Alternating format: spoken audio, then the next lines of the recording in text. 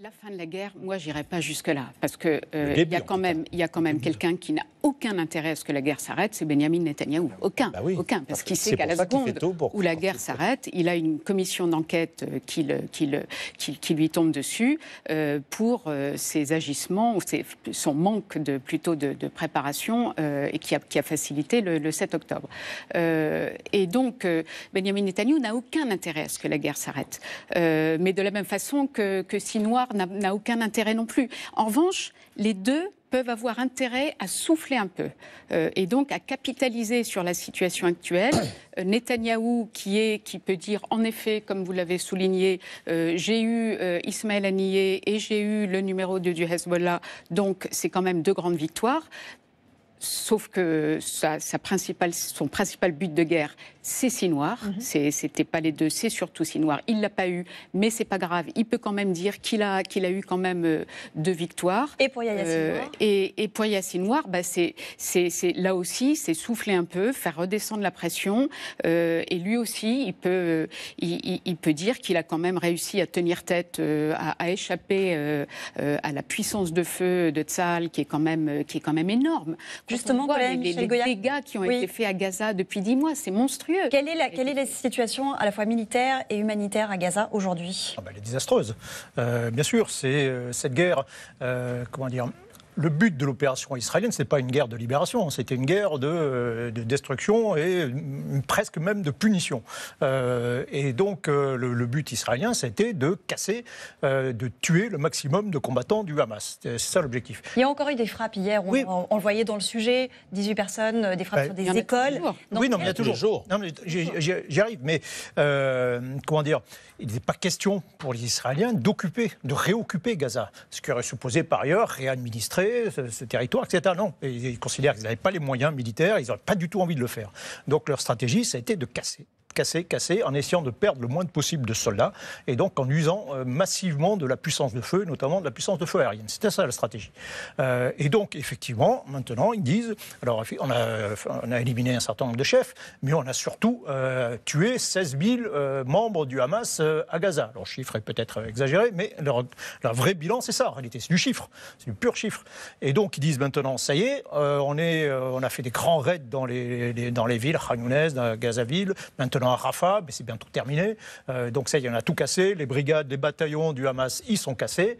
Donc maintenant, on passe à la phase suivante, qui est une phase de quadrillage très fort, où on verrouille complètement, plus que jamais, tout le territoire de Gaza, où on a installé des corridors à Netzrarim, dans 2 tiers du territoire, le territoire est coupé en 2. Sur la frontière, le couloir Philadelphie, il y a à nouveau un corridor, et typiquement, d'un point de vue militaire, ces unités, c'est occupé par des brigades de réserve, ça veut dire que ça va durer, c'est destiné à durer longtemps, et que ça permet de récupérer les brigades d'actifs de manœuvre qui iront ailleurs. Et une fois qu'on a verrouillé tout ça, eh bien, on a fait de Gaza, pour l'instant, une sorte de grand pénitencier à ciel ouvert. Vous savez, le film New York 97, John Carpenter, là, où on transforme la ville de New York en grande prison, on met tout le monde, et on boucle tout et on surveille. Mais c'est ça le destin qui est promis pour l'instant à Gaza et à sa population. C'est-à-dire que même la population, qui va administrer la population, qui va éduquer la population, qui s'occupe de la santé, et on laisse en plus, le pire, c'est qu'on laisse tout ça, tous ces gens, toujours aux mains du Hamas, du djihad islamique, de tous les clans palestiniens. C'est absolument terrible. Non, j'ajouterais que c'est une question centrale qui n'est pas suffisamment évoquée. C'est celle de cette souffrance humaine des Gazaouis.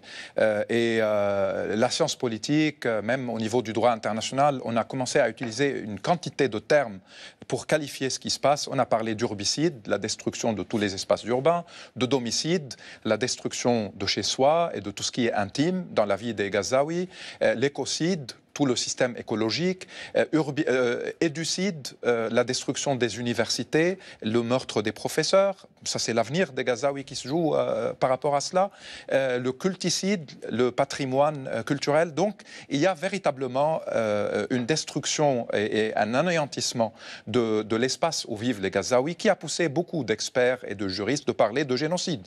Et donc ce n'est pas juste une guerre comme les autres, et même quand ça va s'arrêter, et moi je partage aussi aussi, je ne vais pas dire un pessimisme, mais je ne pense pas que ça va s'arrêter rapidement avec le début de ces pourparlers.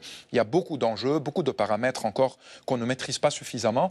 Mais même quand ça va s'arrêter, les dégâts au niveau des chiffres de morts, des vies réduites à néant, la question des personnes blessées, tout ce qui est de la psychologie des gens, la reconstruction et qui va le faire. Il y a des études sur combien d'années on a besoin pour juste enlever toutes les ruines, les débris de tout ce qui a été cassé, la pollution, l'eau potable qui n'existe plus. Tout cela va nécessiter un plan Marshall. Et qui va le faire et comment et dans quelles conditions et comment faire par rapport au camp, par rapport à la restitution de ce qui existait de la vie oui, avant. On comprend que les enjeux sont absolument et donc ça va être aussi juste un territoire de nouveau assiégé s'il n'y a pas une solution politique qui va au-delà de Gaza par rapport à ce conflit qui dure et dure depuis des décennies.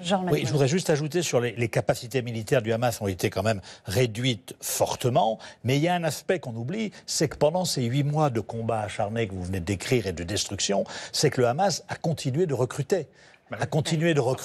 Et donc les 16 000 combattants qui sont morts sur 30 000, ça fait une moitié, mais il y en a des milliers qui sont venus s'ajouter à la liste. Les Américains avaient publié une statistique intéressante il y a quelques mois en disant un tiers des combattants de la branche armée du Hamas le 7 octobre, c'était des orphelins des précédentes guerres de 2014-2009. Donc voilà, on est sur un terreau qui est permanent. Qui se reproduit.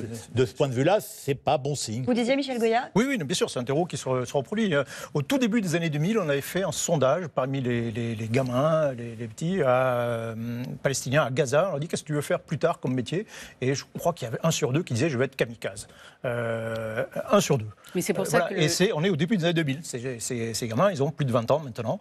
Et c'est eux qui combattent dans les rangs du Hamas. Et effectivement, la relève, vous avez combien de familles qui sont meurtries, combien vous avez de vengeurs qui sont nés après ces frappes terribles. Sachant que c'est un territoire assiégé depuis 2007. Oui, bien sûr. Alexandra Schwarzbrod. Mais c'est pour ça que seule une solution politique peut régler cette situation, parce que la violence ne fait que rajouter de la violence, de l'envie de vengeance, et c'est un cercle sans fin. Et nous qui suivons ce dossier depuis des décennies, c'est toujours les mêmes, et vous parliez de ceux qui vont investir pour la reconstruction, mais tous ceux qui ont investi pour la reconstruction ces dernières décennies ont vu 4 ans plus tard les immeubles qu'ils avaient contribué à financer être à nouveau détruits par l'aviation israélienne. Et donc, si vous voulez, là, il y a un moment où ça n'a plus de sens. Ça n'a plus de sens. Toute cette souffrance, cette destruction, ça n'a plus aucun sens.